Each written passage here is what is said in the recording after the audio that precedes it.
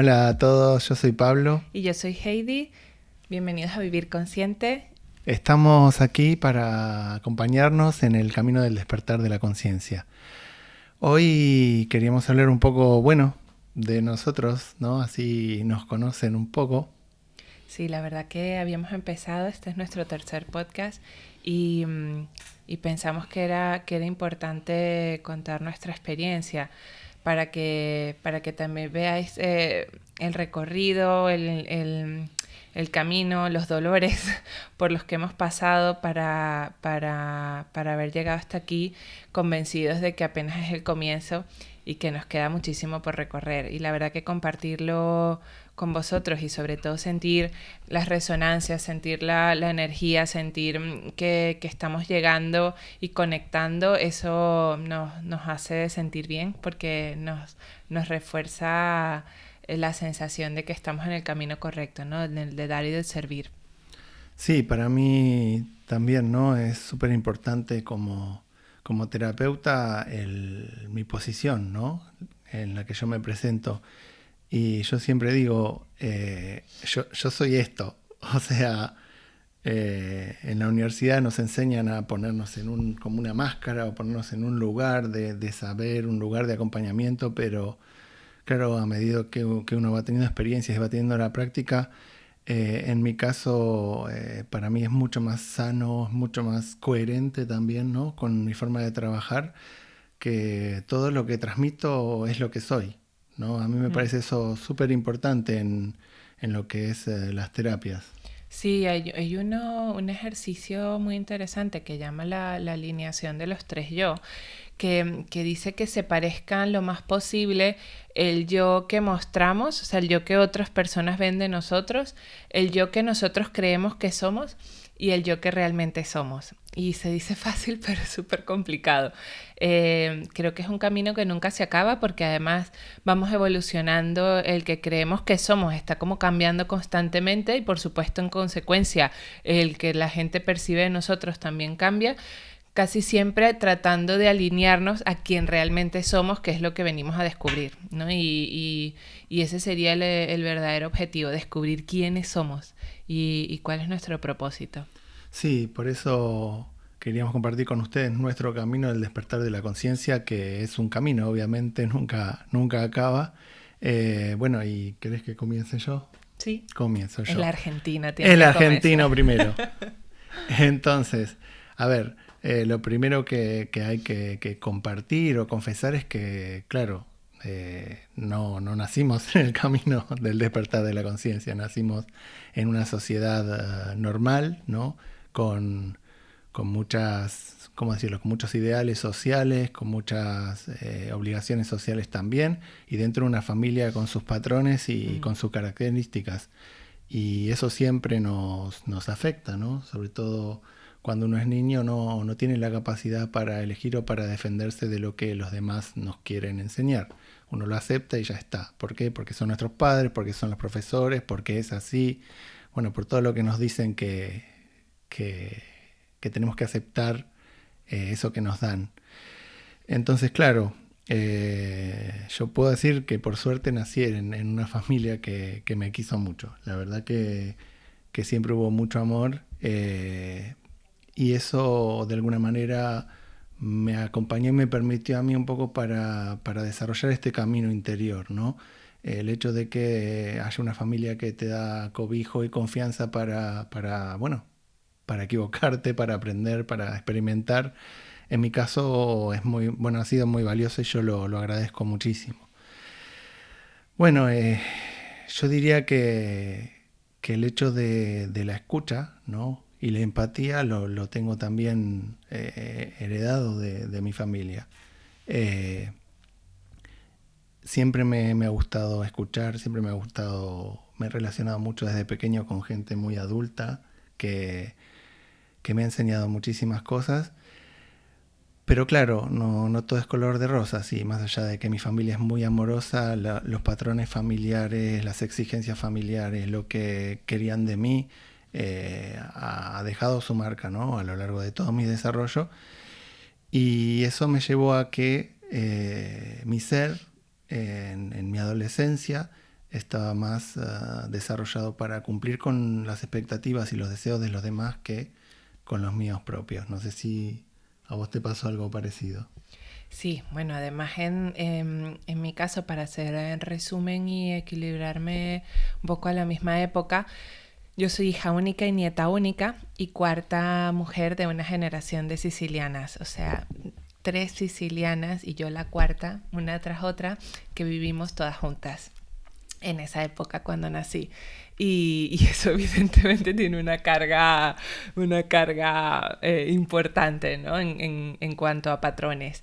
Lo que pasa es que me crié con mi abuelo, que estuvo presente en mi infancia desde muy pequeño y luego prácticamente se dedicó a mí a partir de los 4 o 5 años.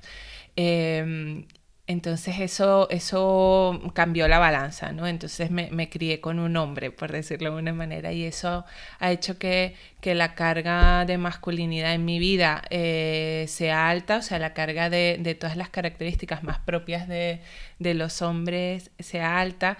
Y eso ha hecho, digamos, que yo creara una personalidad particular en función de esa base de mi crianza. Y el amor, sin duda alguna, estuvo muy, muy presente. Y el amor y la atención y el foco. Para también permitirme ser lo que yo quisiera ser. Y aún así, dado que estamos en la sociedad en la que estamos y al final terminamos inmersos en dinámicas comunes, terminé siendo para los demás. O sea, el hecho de ser hija única y nieta única y tener tanto foco, lo que hizo fue llevarme por el camino de tener que ser la nena perfecta. Y eso me acompañó hasta adulta, hasta que logré despojarme de ese traje que también os contaremos. Y por supuesto en la etapa de la adolescencia, al igual que Pablo, estaba absolutamente entregada a gustar, a agradar, a que todos estuvieran contentos con mi presencia, con lo que decía, con lo que hacía, y por ahí pasamos, sin duda. Sí, sí. Pensaba, ¿no? Mientras te escuchaba que yo crecí en un ambiente de mujeres. O sea, eran mis hermanas, mi madre, mis Tú tienes abuelas. la carga Claro, yo tengo femenina la carga súper femenina marcada. súper marcada. Y sí, en la etapa de la adolescencia donde uno empieza a elegir, entre comillas, su propio camino, digo entre comillas porque en realidad si una persona no ha practicado la conciencia desde muy temprana edad, es muy difícil elegir un camino acorde a la propia esencia. Entonces vamos, como decía Heidi, como estábamos tratando de compartir, vamos tratando de satisfacer lo que los demás dependen de nosotros, ¿no? Y eso en mi caso me llevó a elegir una carrera muy, muy exigente, que en su momento disfruté un montón, pero a la vez que en la práctica se alejaba un poco del cuidado de mí mismo, ¿no? Yo estudié por muchos años medicina y estudiar medicina dentro de lo que es esta sociedad, de lo que es mi familia, era como el top number one. O sea, el médico es súper respetado, es súper alabado, gana mucho dinero, socialmente también es súper aceptado. Yo me ponía el guardapolvo, en ese momento se usaba guardapolvo, iba caminando por la Bata calle, blanca. claro, Vale. bueno, como quieran llamarlo en otros países, Traducción. en Argentina guardapolvo, una bata blanca. Y claro, y me sentía súper poderoso, como ponerse un traje de superhéroe, ¿no? Porque toda la gente, guau, ahí va el señor doctor, el médico, no sé qué. Y uno se engaña también, ¿no? Con esas visiones, ¿no? Sociales. Y yo sí, en ese momento me sentía muy, muy orgulloso de hacerlo. Y además recibía toda la apreciación, ¿no? Y la valoración, no solo de mi familia, sino de la sociedad. Pero ¿qué pasó? Llegó un momento en el que me di cuenta que en la práctica de la medicina, en ir al hospital, en estar trabajando con las personas enfermas, yo sufría. O sea, realmente llegó un punto en el que tenía que elegir o mantenerme conectado a mis emociones o cortar con eso. Porque si quería seguir en la medicina, yo sentía que tenía que elegir contar con mis emociones y volverme un poco más frío. Y no podía, no quería. Estoy contando la parte profesional, ¿no? Pero hubo también alrededor otras cuestiones familiares, de pareja, de amistades, que también yo repetía por ahí un patrón familiar o, digamos, trataba de satisfacer a los demás, como dijo Heidi. Y me acuerdo que llegó un día que estaba en la casa de mi mamá y me puse a llorar. Estaba mirando la tele y me puse a llorar. Y fue como que adentro hizo crack. Se rompió. Se rompió todo lo que había construido hasta ese momento. Se rompió todos los esfuerzos que había puesto durante todos esos años. Tendría yo 24 años. Y dije, no puedo seguir, no puedo más. Me emocioné como me estoy emocionando ahora y dije, si sigo en esta vida me va a hacer mal, no puedo seguir. Y en el momento de reconocerlo me acuerdo que vino mi mamá, me preguntó qué te pasa y mi mamá siempre es muy, muy comprensiva y me dijo, Pablo, lo que vos necesites, lo que vos quieras. Y ya estaba roto, no había manera de que yo pudiera continuar por ese camino. Fue muy duro porque es muy doloroso aceptar, es muy doloroso darse cuenta, ¿no? Como lo venimos hablando en el podcast pasado, pero ya estaba, no había nada que hacer. O sea, dentro mío ya ese camino no podía seguirse.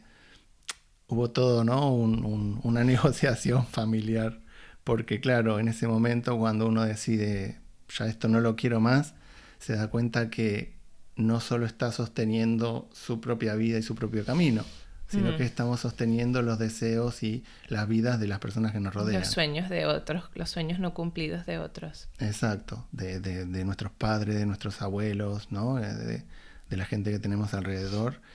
Y uno tiene que lidiar con ello. Y fue un poco duro y fuerte, ¿no? Cortar con todas esas cosas. Yo recuerdo que, bueno, fue cortar con parte de mi familia, cortar con amistades, cortar con la pareja, irme a vivir a otro lado, o sea, mudarme. Pero yo recuerdo que había una cosa adentro mío que me decía, no importa si tenés que trabajar en lo que sea para lograr tus sueños, si tenés que estudiar otra carrera, si tenés que vivir, me acuerdo, pensaba irme a vivir, no sé, abajo un puente, donde sea, pero yo tengo que luchar por lo que soy. Y recuerdo que en ese momento no sabía bien lo que era, porque lo primero que es decir, bueno, no sé quién soy, es que en ese momento se rompió y dije, bueno, ¿y quién soy? Porque hasta ahora todo lo que soy está basado en deseos y en necesidades de los demás hacia mí. Pero sé que no soy, sé que no quiero en mi vida. Y voy a luchar para encontrar quién soy y para decirle que no a lo que no quiero. Esos quiebres, son tan claves. El de Pablo además tan conmovedor porque fue una cosa como dramática porque incluyó muchas áreas de tu vida, o sea, la profesional, la pareja, la familia, las amistades, o sea, como que se te volteó la tortilla en todos los sentidos y seguro que a muchos les ha pasado. En mi caso yo he tenido varios quiebres, no sé si quizás algunos sí dramáticos en todas las áreas, pero sí en áreas distintas, varios en mi vida. O sea, es como que me he tenido que quitar de trajes o capas en varias ocasiones distintas y yo creo que han sido como saltos adelante en el proceso de despertar e incluso saltos atrás. Porque sí debo reconocer que la Heidi veinteañera estaba más conectada que la treintañera. Es decir, yo siento que después de la adolescencia, en la que además justo al terminar la adolescencia, cuando tenía 18 años, participé en un concurso de belleza, cosa que en Venezuela, para los que son venezolanos o conocen un poco la tradición de las Misses de Venezuela, sabéis que es una cosa como importantísima, casi que en aquella época separaba el país cuando era el día del Miss Venezuela y te convertías en alguien famoso de la noche a la mañana. Pues yo decidí pasar por allí, ¿no? Con el cuento de que era alta, de que además era una cosa tan bien valorada, que además era algo que a todo el mundo le gustaba. O sea, imagínense, me sentía en el centro del universo, o sea, alimentaba, hoy lo entiendo distinto, ¿no? Pero hoy entiendo que alimentaba mi ego a la máxima expresión y en aquella época lo disfrutaba muchísimo en medio de mi ingenuidad también.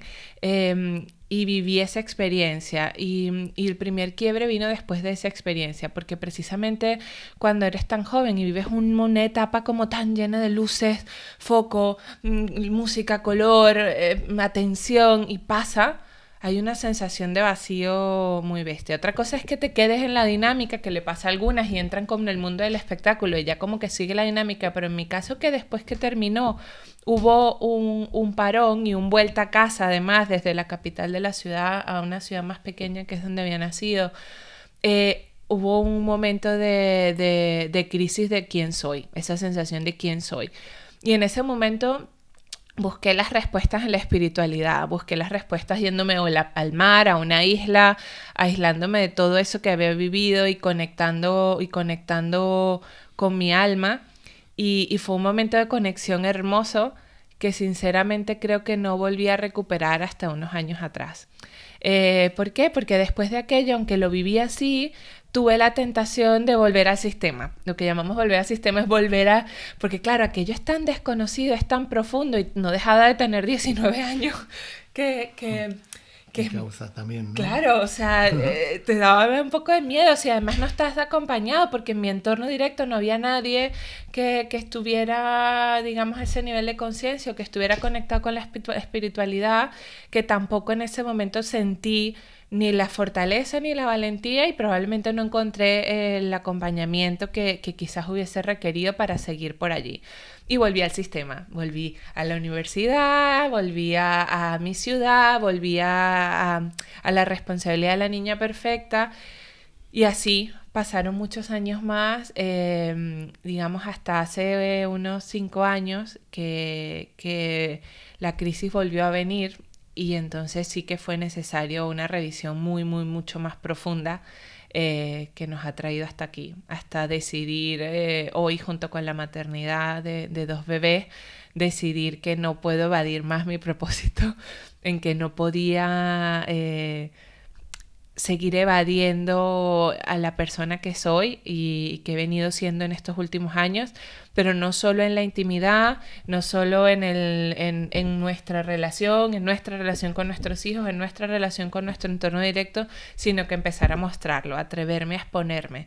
Y sabía que exponiéndome me iba a expandir, que además fue algo que leí que me conectó muchísimo, que decía exponerse es expandirse, y fue como, ¿sabes? Cuando te dicen que quizás las palabras son las mismas que pueden haber dicho otras personas en otros momentos, pero a veces te la dicen en el momento que tú estás preparado para escucharlo. Y decidí que era el momento de dar el paso y de no seguir haciendo ni coaching conmigo y con otros y con mi entorno de una manera, por decirlo, casera, sino hacerlo ya de una manera, digamos, más profesional y para otros, ¿no? Y en ese camino estamos. Sí, fue muy fuerte y muy lindo para mí ir viendo, ¿no? Desde que te conozco, bueno, ya es 4, un poco más de años, todo este proceso, ¿no? De caída de locha, como decís vos, y de reestructuración, ¿no? Hasta llegar, ¿no? a lo que estamos haciendo hoy. La verdad que bueno, es muy fuerte y muy lindo acompañarte en eso. Sí, en mi caso, como les comentaba, cuando tenía 24, 25 años y no sabía quién era, y comencé a ir al psicólogo y en ese proceso de paciente, ¿no? De autoconocimiento fue que descubrí esta profesión que tanto amo y que tanto me da como persona, como profesional, ¿no? Fue un proceso un poco de hace muchos tiempos atrás y con un ritmo más paulatino que el tuyo, pero lo que yo siento, ¿no? Y el haberte escuchado y el haberte vivido, ¿no? Es que eso está siempre adentro nuestro. Da igual si te pasa a los 24 años, si te pasa a los 20, después te vuelve a pasar a los 30 y pico. Eso está siempre adentro, latente, esperando ser escuchado. Y yo creo que más allá de la historia de Heidi o la historia de Pablo, todos tenemos una historia con la espiritualidad, todos tenemos una historia con la esencia, con el ser interior, y la verdad que merece la pena vivirla, ¿no? Sí, merece la pena transitar el proceso de autoconocimiento. Como dice Pablo al principio, es un proceso que puede ser doloroso. Para mí fue doloroso destruir mi ego, para mí fue muy doloroso morirme para volver a renacer. En estos días un amigo que queremos mucho publicó que había que morirse con estilo. Y me encantó porque esas palabras, frases que te resuenan, es que hay que morirse. Literalmente es una sensación de que te mueres porque se muere una personalidad, o sea, se muere alguien que construiste para protegerte, o sea, para estar en el afuera y no en el adentro. Y matar esas distintas personalidades a lo largo de mi vida, que han sido varias, ha sido lo más sanador y lo más hermoso que haya podido vivir a pesar del dolor. Igual que Pablo, decidí dar el paso a servir precisamente por haber sido servida, así como Pablo lo descubrió con su psicólogo, yo lo descubrí con mi coach. Amancio fue un espejo espectacular, o sea, un espejo increíble y un sabio increíble que se cruzó en mi vida hace más de 5 años. Y cuando terminamos un proceso de más de 1 año de acompañamiento, yo le dije, yo necesito aprender a hacer esto, yo necesito poder regalarle esto a alguien más. En ese momento pensaba a alguien que era mi entorno directo, pero cada día se ha ido convirtiendo más en que no solo alcanza el entorno directo, sino que sientes que se lo quieres regalar a mucho más gente, y sobre todo ahora que tengo hijos, que hemos tenido 2 hijos, claro, sientes que se lo quieres regalar al mundo porque el mundo sea, aunque sea un pedacito chiquitico del mundo, un mejor, sientes que va a ser mejor para ellos, ¿no? Y claro, el propósito crece. Y yo creo que es muy valioso pasar por ahí. Y bueno, ¿no? Y a este camino y a esta posibilidad los invitamos a que nos sigan acompañando. Sí, esto fue una pincelada de quiénes somos para que nos pudieran conocer un poquito más, y seguro que en los siguientes podcasts igual irán cayendo historias y anécdotas de cosas que hemos vivido, pero esto era como un micro resumen de sentires, ¿no? De lo que nos ha pasado hasta ahora. Sí, de experiencias, y hablando de experiencias, el otro día vimos un documental, ¿no? Muy fuerte, que se llama Tiene 3 Heal. años, Heal. Sí. Está en Netflix para los que miran. Y Deepak Chopra decía, ¿no? Foméntalo vos porque eso... Sí, esas frases que ahora quizás a alguien no le llegan, o a otros sí, porque siempre decimos que las frases llegan cuando tienen que llegar, pero hablaban del miedo a la muerte, y entonces, bueno, van pasando por varios personajes, guías espirituales, científicos con los que conversan en ese documental. Y Deepak decía, como con Chopra con aquella naturalidad, decía, claro, es que la muerte no te está pasando a ti, el que se muere es tu experiencia, o sea, la muerte le está pasando, no es que la traducción era muy mala, pero ni me cuesta a mí también decirlo en castellano, porque la verdad es que como lo dijo en inglés era como esencial, ¿no? Uh-huh. Pero era como, eso le está pasando a tu experiencia, no a ti. Sí. Y cuando comprendes que hay muchísimo más, sí, no solo que hay muchísimo más, llevándolo un poco a lo que estábamos hablando recién también, ¿no? El hecho de aceptar la muerte de una parte de uno, de una parte de nuestra personalidad, para poder trascenderla y reconstruirnos más desde la esencia, es parte también, ¿no? de este camino. Sí, los diferentes tipos de muerte. Eso da para otro podcast. Hablaremos en otro podcast. Muchísimas gracias por acompañarnos, por escucharnos, por compartir, por contarnos también vuestras experiencias, vuestros comentarios, vuestros sentires. Aquí seguiremos en el propósito de servir. Bueno, un abrazo muy grande a todos desde el corazón. Besos.